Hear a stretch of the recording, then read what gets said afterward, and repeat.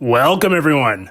In this video, we are in the Great League, showcasing some more fun battles featuring Obstagoon. Obstagoon not running the Community Day move of Obstruct. Guys, I am not a fan of Obstruct. It doesn't suit my play style. I'm sure there are many of you out there that don't mind Obstruct, but for my play style, I prefer the nice coverage of Cross Chop. Gives you excellent coverage and guaranteed damage. So Obstagoon will be in the back on this team, along with Sableye on the classic Poison Double Dark line. In the Great League, you classically see it with Sableye, and whenever I have an opportunity to run Sableye, I'm running it. It is one of my all-time favorite Pokemon to use in the Great League, and one of the best save swaps all around in the Great League, along with Nidoqueen on the lead. You can't do Poison Double Dark without running Shadow Nidoqueen on the lead. Nidoqueen is amazing.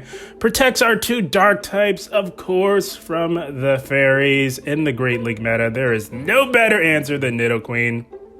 But before we dive into the featured set of the video, we are starting things off with some bonus battles that I thought were tons of fun. And here we go, the Dream Lead.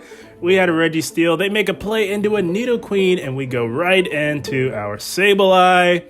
Sableye, of course, with its ghost typing, absolutely dominates Nidoqueen. As the reason why is because Nidoqueen's primary damage output is poison type damage, and we are going to go for foul play number one. And they are not looking to fight for switch here, so we will not shield anything. Basically, in the Nidoqueen matchup, you match their shields because Sableye dominates and destroys Nidoqueen in all even shield scenarios. And we are going to go on the CMP tie. We're going to go for the foul play here and see what they want to do. And they let it go. That is amazing. We have been debuffed by 2 stages. But that is okay, guys. We are double resisting these lock-ons. And if this Reggie tries to lock on, farm us down, it's going to have a rough time. It's going to have to either give up some shields or take some damage or catch. On to an Azumarill, and this is just about lights out, my friends. We were totally reading Azumarill in the back, and we're fully planning on coming in with Obstagoon to put it onto the Registeel, but they made our jobs a lot easier, guys. Reggie with Sableye and Azumarill in the back's a pretty solid and relatively popular team. We were reading Azu, and they just made it a lot easier for us, trying to get fancy, catching resisted damage. And we farm it down in the top left because it was lights out, guys. Nidoqueen shuts out Registeel like none other. That's going to be a good game. Well played. Generally, you see the Poison Double Dark line with Scrafty in the back, but we're rolling with Obstagoon because it can be better in a lot of situations. And here we go, Swampert lead. We're going right into Obstagoon. The reason why we safe swap Obstagoon is because we want to entice this Swampert to stay in and take some damage or give up some shields, as Swampert generally has Sableye or another dark type along with Skarmory in the back, and we get the boost. Holy smokes. Oh, gonna tank the Hydro Cannon. We definitely tank one. But they don't have a Poison or a Skarmory. If they had Skarmory, they would have brought that in. Instead, they've got a Shadow Nidoqueen of their own, and we grab a shield. They are fearing the Boostagoon buffs. Our attack rose by 2 stages. They take us out. We are up a shield, and this Nidoqueen has loaded energy. I debated no shielding this, and I really should have, because they bait us with a Poison Fang. And this Nidoqueen is well past Earth Power. Wondering if they're running Stone Edge, but no, they've got Earthquake. Holy smokes. You don't often see Nidoqueen running Earthquake, but my goodness, it does come in handy for those bulky steel types. It does one-shot Stunfisk and Basti, so pretty decent call there on the EQ. They tried to snipe us with a Hypno. Holy smokes, what an interesting team. It kind of makes sense because a lot of people are leading with Venusaur now. and both the Pokemon in the back absolutely shut out Venusaur. So interesting team. Shadow Hypno here. Gonna throw on the CMP tie. They are still up a shield. They probably should shield this, but they no shield, putting the hope and faith in the Swampert. And we are still relatively healthy. Guys, you give Sableye an inch, it will absolutely take a mile as they come back in with the Nidoqueen. We get the final shield, and they're trying to farm us down, and they cannot. We CMP tie them. We were on our 5 cycle.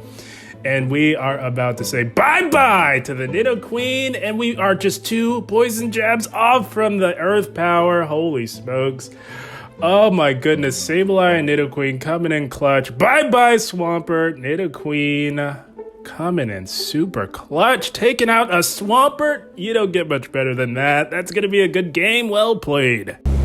An insanely exciting finish to a very intense battle in that last one. And here we go, picking up a positive lead. Tropius on the lead, giving me flashbacks to the Summer Cup. Holy smokes, but that is okay. We will gladly take this. They are staying in. Gonna go for Poison Fang number 2. Get that debuff train rolling. And of course they do tank the first one. That is proper gameplay there. They're going to go for a Leaf Blade. We are going to shield this up. We are a Shadow. We do take more damage. And going to look to catch the next one. But they don't throw. And they tried, I think they panicked, tried to get to an Aerial Ace. But they get farmed down. And they go down with energy. But we are now met with an Umbreon here. Not what you want to see if you are playing Sableye, but that is okay, guys. You're about to see the power of Sableye here. This is why Return Sableye comes in so clutch, guys, for these opposing dark types. That does a lot of damage to a pretty bulky Pokemon. And we're going to let this next foul play go. We live this, guys. That's the beauty of XL Sableye. The bulk really comes in handy. Gonna go for return number 2. They're trying to go for the aggressive farm down, but Sableye is not done. We're going for another return. And can we farm the dark type Umbreon down with resisted Shadow Claws, and we simultaneously KO? Holy smokes. Sableye OP. Holy smokes. They've got a Salazzle in the back. Very interesting and spicy team. Salazzle not known for its bulk at all. It is one of the squishiest Pokemon I have ever used in Pokemon Go Battle League. It may be slightly bulkier than Shadow Sharpedo, but I don't know. This thing is so squishy, but my goodness, it hits hard. And they are forced to throw, guys. That is how squishy Salazzle is. Risked getting farmed down by resisted damage. That is unfortunate, but it's Obstagoon time. Obstagoon easily cleans up this game here. We shield up whatever they throw, and they will go down to a resisted counter. Obstagoon cleaning up, making it look easy. That's going to be a good game. Well played. My goodness, I had a blast with those bonus battles. As we move into the featured set of the video, we are met with a Venusaur. So, team reading 101, my friends. If you see a Venusaur lead, you can bet the house that they have a Stunfisk in the back. As a classic core to run in the Great League. The third one generally is a Bastiodon. Venusaur Double Steel, very strong line. But it could also be a Sableye. Either one is looking good for our Obstagoon. This is looking like the Sableye variation. We are reading that there is definitely a Stunfisk in the back as well. Obstagoon beats both of those, so we are doing okay. We tank the return, no problem. Obstagoon has amazing bulk. Rank 2 Obstagoon, courtesy of the Community Day. Coming in clutch, especially when it gets the Boostagoon boost. Holy smokes. Obstagoon popping off in the Great League. You'd love to see it. I do imagine this gets the shield. That would have definitely come close to KOing, if not KO, the Sableye from this health range. And we will go down on shields to preserve the boost. I don't always recommend doing that, but it would be nice to get rid of this Sableye if we can. We cannot farm this down with our Venusaur, and we don't want to take the damage on our own Sableye. They come back in with the Venusaur, and we are going for a boosted Night Slash. They're going to either have to give up that last shield or risk going down with energy. We aggro swap into our Nidoqueen, reading the Stunfisk, and there it is. We did that to get ahead on energy, and we are going to do loads of damage to this G-Fisk. Of course, it is quite bulky, does not KO, but we really needed to chunk the health on this G-Fisk. Nidoqueen did its job. We go down. We're going to throw Obstagoon in here to get some counter damage in, and we simultaneously KO Obstagoon. Oh, Obstagoon was so pog in this battle. It was insane. We tank one Frenzy Plant, no problem, and we will Shadow Claw down the Venusaur. My goodness, what a battle. That's going to be a good game. Well played to our opponent. These battles were so exciting and so much fun. And here we go. Deja vu, another Venusaur. This time it's a nice shiny Venusaur. So we're going to play this the same way. Like I said, Venusaur leads. You can bet the house there is at least a Stunfisk in the back. Could be also be a Sableye like in that last battle, or a Bastiodon. Obviously, the way you know is what they safe swap in on. They do shield in this battle, and we return the shield in kind as we do outpace. They safe swap G-Fisk, so what we're going to do is look to threaten with an Earth Power. It'll do a lot of damage. If they let this go, we can easily come in with our Obstagoon and farm down. They do let it go, and we catch the EQ onto Obstagoon, making the plays. You love to see it. Oh, that is beautiful. And we will farm this thing all the way down. They don't get to the rock slide in time. Obstagoon OP. They come back in with the Nidoqueen. And because they shielded, they are still relatively healthy. But so are we. They cannot farm down. They're going to have to throw a move. And we are going to threaten with another Night Slash. And they do not want to risk getting KO'd. So they do elect to throw. This is beautiful. We let this go. And we are going to come back in with our Nidoqueen, try to farm down. There's the Basti, and this is why Nidoqueen is so powerful in the Great League. We get to the Earth Power. We had the energy lead, and we're going for it. And oh, that does a lot of damage to the Bastiodon, and they are forced to throw as they cannot farm down. We let this go. We are looking good here. We are even on shields, and we're going to go for the aggressive farm down with our Sableye. Can we pull it off? And we do. Oh my goodness. Just as they're getting to the move, we have loaded energy. This Venusaur does have a Frenzy Plant, but they know that they need two to win this game, and they're not getting a two. Because we farmed down one of the tankiest Pokemon in the game. We say bye-bye, Nidoqueen, Sableye, coming in super clutch, closing the game strong, with a shield to spare, I might add. That's going to be yet another good game. Well played. Telling you guys, this team loves to see the Venusaur Stunfisk core. It eats it for breakfast, lunch, and dinner, but we do not eat this for breakfast, lunch, and dinner. We had a Shadow Politoed. We make a play into Sableye, and they meet us with an Altaria. So we're going to farm up to back-to-back foul plays. That is the play. We are still relatively healthy. We do tank one move outside of an Moonblast, of course. They go Sky Attack there, and we're going for foul play number one. That does a decent amount of damage to the very bulky Altaria, and we will go for foul play number two. This does not KO, and I don't believe we will be able to farm down as Dragon Breath is so OP. So that is okay. We can come in with our Nidoqueen, farm it down. We are ahead on energy, and this Politoed is probably the spammiest Pokemon in the game. I'm not kidding. It gets to these weather balls at a very fast rate. So we shield that, and we're banking that move going into our Obstagoon, and they've got a Stunfisk. So this is why I love Cross Chop. For these steel types, Obstruct just does not do the damage that I look for. I like getting guaranteed damage. And Obstruct is a more expensive move. I wish they would have done something different with that, but I digress. We do tank the Earthquake and gonna throw on the CMP tie. We go Night Slash here. That's more than enough. And we do have a 12.5% chance to get the boost. No boost, but that is okay. We're going to try again for another boost here. Going for Night Slash on the Politoed. And they shield, and we get the boost. Oh my goodness. Oh my goodness. Again, breaking one of my cardinal rules.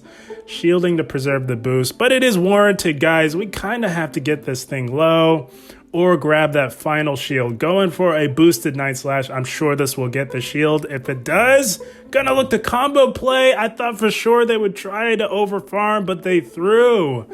So we end up catching a super effective Weather Ball, but we survived long enough to get off his Poison Fang. An unintended catch there. I thought for sure they would farm down, but it was lights out. Either way, they concede the match. My goodness. Kind of funny, unintentional catch, but it all worked out in the end. Good game, well played. Another very exciting finish to a very fun battle as we are met with a Medicham here. Very awkward lead. Obviously, Nidoqueen does well against the fighters, but this is the one fighter that can really fight back with some super effective damage with either Ice Punch or Psychic. So we are going to look to catch a potential Psychic here onto our Sableye.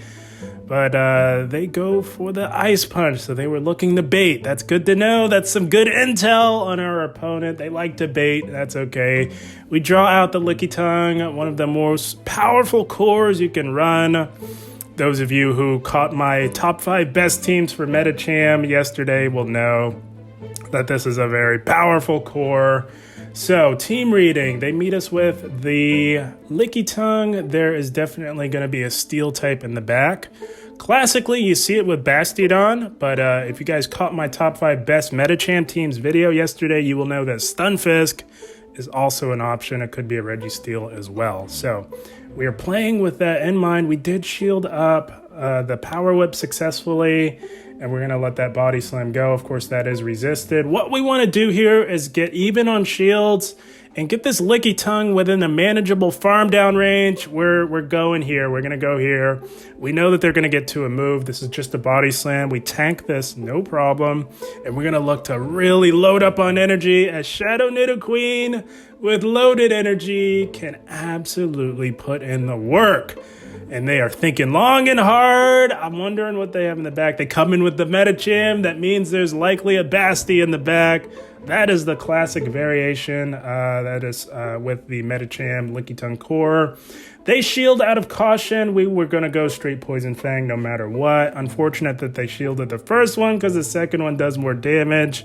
And there it is. They brought out the Basti. We've got just the answer to this Bastiodon. Another reason why I prefer Cross Chop in the place of Obstruct.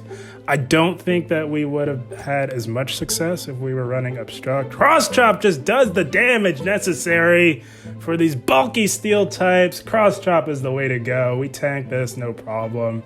And anytime you want to top left, my friend, it was just about over. Obstagoon was going to run right through that Basti. And we had the Sableye as well for the Medicham. That's going to be a good game. Well played. Oh man, the Nidoqueen Double Dark. Always tons of fun and wildly effective. Here we go. We've got an Umbreon lead. Pretty neutral lead. The question is this a Community Day Umbreon with Psychic? So we're going to go for a Poison Fang. Soften up the very bulky Umbreon a little bit here. And they did build up to a potential Psychic.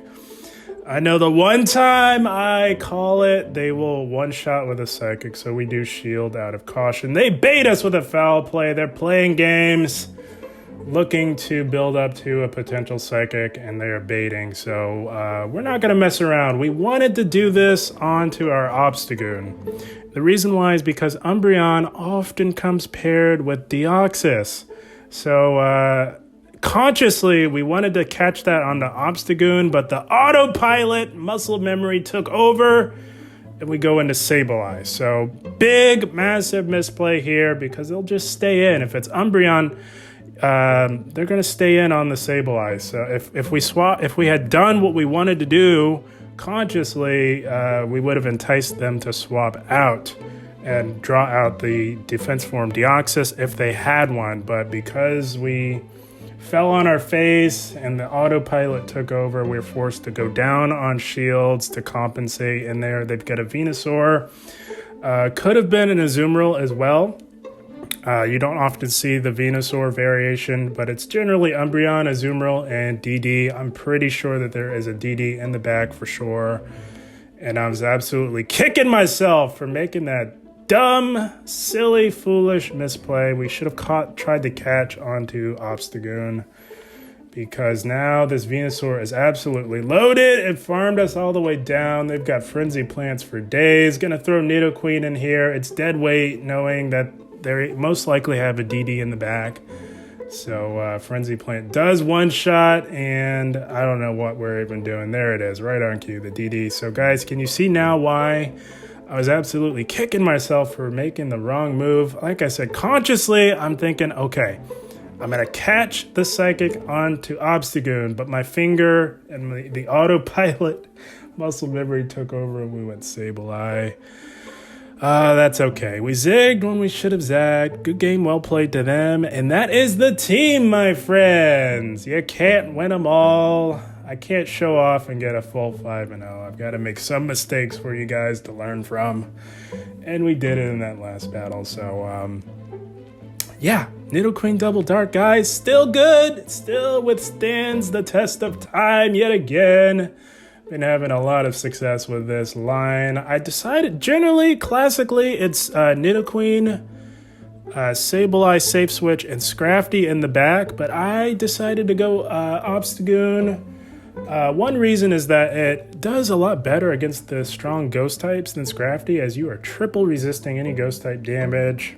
And also, I got to admit, guys, I have not featured Obstagoon since the Calm Day, and I know a lot of you were asking for an Obstagoon feature, so here you are, my friends. Hopefully you guys catch a good Scrafty. Scrafties are spawning in the wild, or Scraggy, I should say. And you can try it with Scrafty or your new Community Day Obstagoon. Obstagoon works just as well as Scrafty, and in a lot of cases can work better. So, guys, I had a blast. I hope you all enjoyed. As always, I thank you for watching, and keep up the grind. Thank you, guys.